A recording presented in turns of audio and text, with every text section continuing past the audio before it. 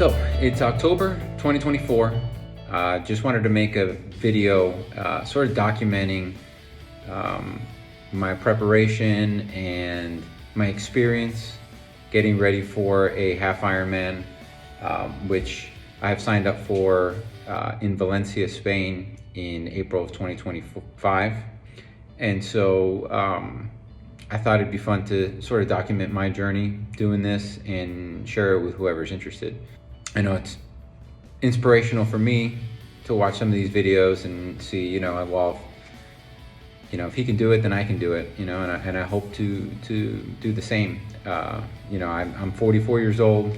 I have not been into sports my whole life. Only started about 3.5 years ago. So, 40 years of basically being sedentary. And about 3.5 years ago, I just decided I didn't want to be overweight anymore, and wanted to get fitter. And so I started with running and then doing some strength training, and then just decided to try out some of these races, and I've just been having so much fun. First with 10Ks, then half marathons, trail races, triathlon, some Spartan races. So just trying everything out to see what I like, because I never really did this stuff before. And so far it's all been fun. So anyways, I just wanted to document my journey, share it with you, and then I hope to maybe put out one video a month just to kind of talk about what that month has been like. So in preparation for this half Ironman, I figured it'd probably be a good idea to do a couple of shorter distance triathlons. So I did sign up for a sprint triathlon in Oropesa del Mar, Spain, which was in May. And 750 meter swim, 20 kilometer bike ride, and a 5K run.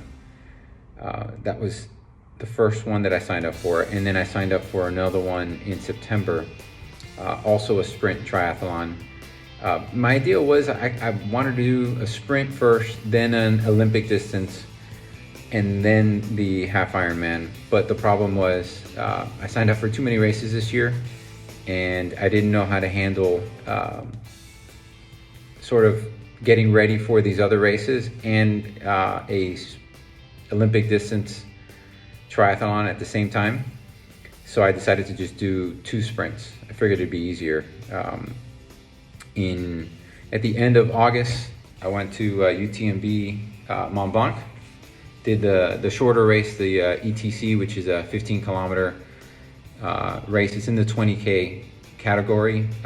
So it's got quite a bit of elevation gain. I think it was over 1,200 meters, and it was tough, So I did that the end of August, and 2 weeks later I had the next triathlon. And so I didn't want to be training for my first ever trail run, because I hadn't done that before either, at the same time that I was training for an Olympic distance triathlon. So I went that route. I did 2 sprint triathlons, and then 2 weeks after the triathlon, we did a 15 kilometer race here in Valencia that's at night. So they call it the 15K Nocturna, which means night, and that's an awesome race. We did it last year, and it's a lot of fun. So I wanted to do that again this year. So between, we had a race like every 2 weeks, and so that's why I chose to do the sprint for my second race, for my second triathlon. What I still have to go for this year is the Valencia half marathon, which is in about a week, and then the first marathon that I'm ever going to attempt and hopefully complete, which is the Valencia marathon in December. So this will be my 5th or 6th half marathon. So I've done a few of them already. It'll be my 5th road half marathon, and then I did a Spartan race that was 21 kilometers. So that's a half marathon with 30 obstacles thrown in. So I don't know if you count that as having 6 half marathons or whatever, but I've done a few. So So I'm used to that distance. I'm very comfortable with the half marathon. I'm not a fast runner by any means, but it's a distance that I really like because it feels like it was long enough where you have a sense of accomplishment after the race, but it's still something that's doable, that isn't quite as difficult to train for as a full marathon, as I'm finding out. Right now I've been running more kilometers than I ever have, and I'm starting to feel it in places, which does worry me a little bit, but hopefully I can make it to the start line, and then hopefully I can complete the marathon, but we'll see.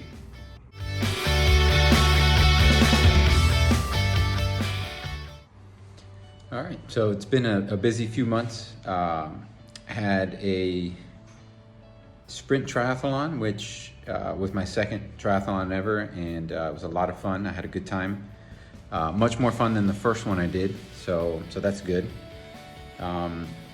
Today we're going to go get a bike fit, a professional bike fit, and I'm excited about that. There's the bike, so we're gonna go do a bike fit today. So we'll see if we've got the seat post height, the saddle height right. See if I need to change anything. Hopefully I don't have to change anything expensive, but we'll see. Got new wheels on the bike, more aero, so hopefully that'll help. I'll take anything I can get. Plus it looks cool, and I love riding my bike anyways. It's not just for the Ironman, so it's something I can enjoy even after. Got my stuff ready over there, and in a little bit we're heading to do a bike fit. Never done one before. This will be my first time, so I'm looking forward to it. So some of the differences between the first triathlon I did, which was a sprint triathlon as well in May, and this last one that I did last month, was the swim. The first one, the swim, killed me. Well, I won't say it killed me, but it left me tired, and I still had the bike and the run to do, so I was worried.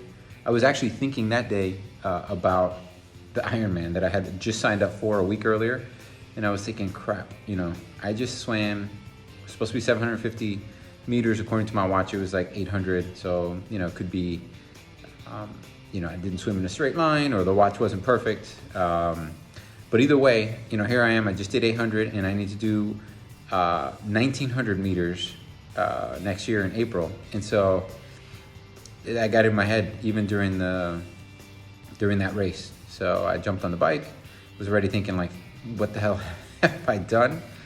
This is ridiculous. I'm not gonna be able to do it. And then this time around, I came out of the swim and I felt great. Even ran from the swim to the bike in the transition, where in May I walked the transition. I walked T1. Once I got on the bike and I rode for a little bit, I started to feel better. And then the run was a normal run for me. I'm not a fast runner, but I was able to do it in about the time I figured. But this time around, not only did I feel good and I was able to run the transition, but I was able to go much faster on the bike. Now, the bike on the first triathlon, the one in May, was there was a little bit of uphill, and on this last one it was all flat, so obviously that helped. But man, it was night and day as far as, I enjoyed it much more than the first one. After the first one I was worried.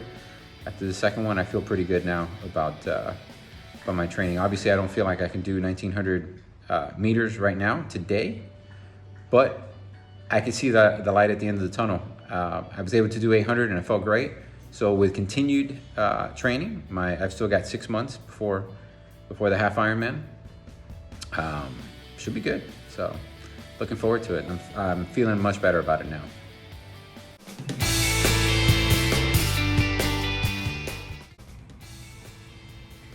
So I'll go over the gear that I used for my first triathlon. It's pretty much the same gear that I used for my second triathlon, minus the neoprene. So this was a race in May. The water was still cold enough to use a wetsuit. So I had a long sleeve Zone 3 wetsuit. I don't remember the model right now, but it was sort of a mid-tier model. And then I went with the Zone 3 tri-suit. I didn't buy a special triathlon bike shoes with the Velcro so that you can get in and out of them easier and sort of like leave your shoes already clipped into the bike and then you sort of run without any shoes on at all. I didn't do my first triathlon that way or my second one. I actually put my bike shoes on and ran with them and then mounted the bike and took off. I probably will do the same thing for the half Ironman. I feel like half Ironman distance, you know, you're not too worried about the time that it takes for transition, at least not as much as you would be like on a sprint triathlon. You know, this is gonna be hours and hours that you're gonna be out there. So I think if you're in transition for an extra 30 seconds or minute, I don't really think it matters. And then I did have a Zone 3 belt for the bib, and that was great. I like that. So, you know, if you haven't done a triathlon before, you have to have your bib behind you during the bike portion, and then you have to have it in front of you during the run. So, you know, traditionally, you know, I've only done, before my first triathlon, I had only done regular street, like 5K, 10K, and half marathons, where you sort of pin your bib on your shirt. That doesn't really work so well on a triathlon because you're not gonna pin it to the back of your shirt and then stop and transition and take the pins off and then put it to the front and pin it again.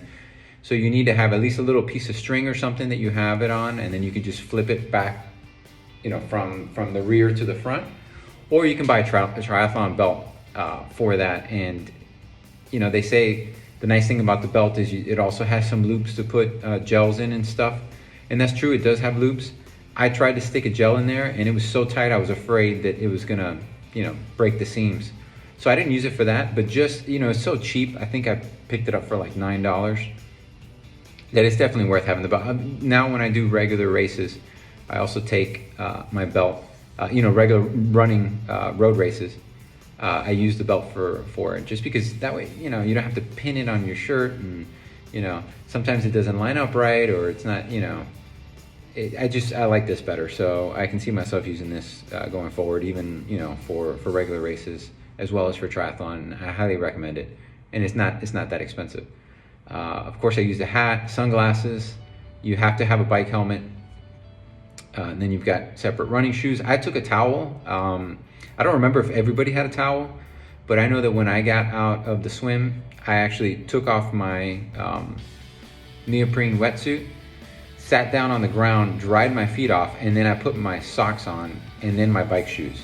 So it took a little longer than what probably most people want to do, but it again depends on what your goals are. So this was a short race. It's a sprint triathlon, so I probably didn't even need a gel, but I took one with me and I had it towards the end of the bike, and it worked fine because, like I said, it's not a long race, and I probably could have done without it, but you know, I figured one gel, you know, why not? Now something I did different for my second race, my second triathlon, which was also a sprint, was I used a Morton's powder that you mix in with your water bottle. So I didn't even have to stick a gel in my tri-suit. I just had one bottle of water that had the Morton's stuff in it, and that's where I got my carbs from and my hydration. And like I said, it's a short race, so you probably don't even need it, but I figured, you know, why not? Now, I had a swim cap. You know, I didn't know that they give you a swim cap, so I guess you don't really need to bring a swim cap because you have to use the race one, I believe. They give you a number, you put that on the race cap. And then I had some Form swim goggles that my parents actually bought me for Christmas this year when I you know, talked to them about, you know, wanting to do a triathlon, and I started my swim training in January because I didn't even know how to swim. So you know, I had a coach to help me learn how to swim.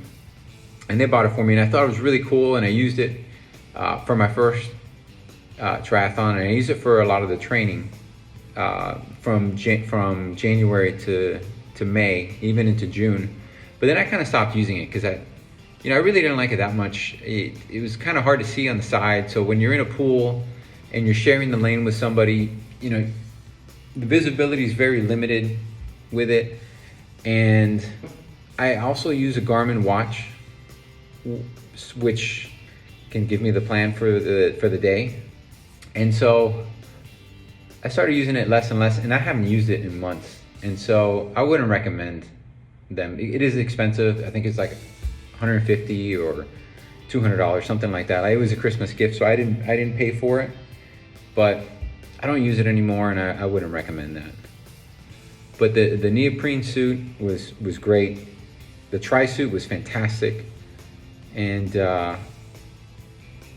I've used, so the plan is to use the wetsuit again for the half Ironman, because it's in April, so the water will be cold enough. Other than that, I think it's going to be the same gear for my half Ironman. I don't see changing anything.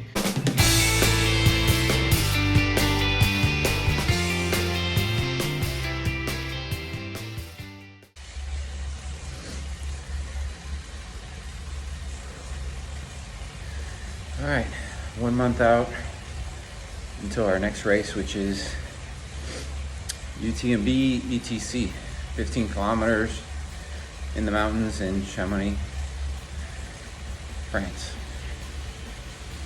So far the training's going good for that. I'm also training for a sprint triathlon in September at the same time, so it's a little weird trying to figure out how to balance the two, but so far so good, I think. All right, race day is tomorrow. My sprint triathlon is tomorrow morning.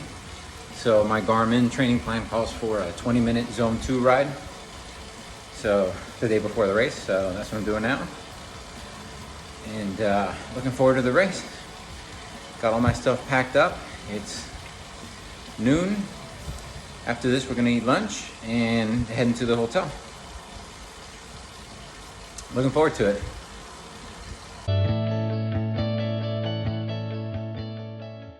Eight days out till my first triathlon, and I'm gonna take a look at my week. This is the 2 weeks before the triathlon. Then next week's training will be the week before the triathlon. So this is 2 weeks out. Let's see, I had 4 runs for 25 kilometers. Not that much running compared to when I'm training for a half marathon, because this is just a 5K. Gym, 2 hours, 48 minutes, strength training. Swim, 3.8 kilometers, 4 times. And only 2 bike rides, 48. I don't know if that's right, but anyways, I'm only showing 2 bike rides for the week, 1 hour and 46 minutes. So today I had 2 sessions, morning bike ride. Supposed to be a hard bike ride, although it wasn't too hard. And then I had a gym session where I worked out legs and shoulders. So expect to be sore tomorrow because I haven't really worked out legs in a few weeks, just because I was training for a half marathon, which I did 2 weeks ago, and then training for this triathlon at the same time. Even though it's just a sprint distance, I'm not used to doing all this cycling and running and swimming and then working out legs also. I was just finding that I was too sore all the time to do a good bike session and a good run session. So I've been taking it easy on legs, but still doing the rest of the upper body during the week. But anyways, today's May 15th, and super excited because they opened the registration for the Ironman 70.3 Valencia today, and I registered today. So it's official. In about 11 months, I'll be doing my first Ironman 70.3. So super excited, a little nervous, because I don't really swim that well. I got a private coach in January that I worked with for, I don't know, 10 private sessions. And then, but that was expensive. So after that, I've been doing the swim club, I guess, which allows me to go once a week with him and other folks and do some training. And then I train once a week on my own for the swim. So obviously I've gotten a lot better in the 5 months that I've been with this swim coach, but I've still got a long way to go. Luckily, the sprint triathlon is only 750 meters swim, so I'm pretty sure that I'll be okay. It might not be fun, but I should be able to do it. But I've got a long time to get ready for the half Ironman, and I've got another sprint in Valencia in September, so plenty of time to get better on the swim. So anyways, super excited, a little tired, it's been a long day.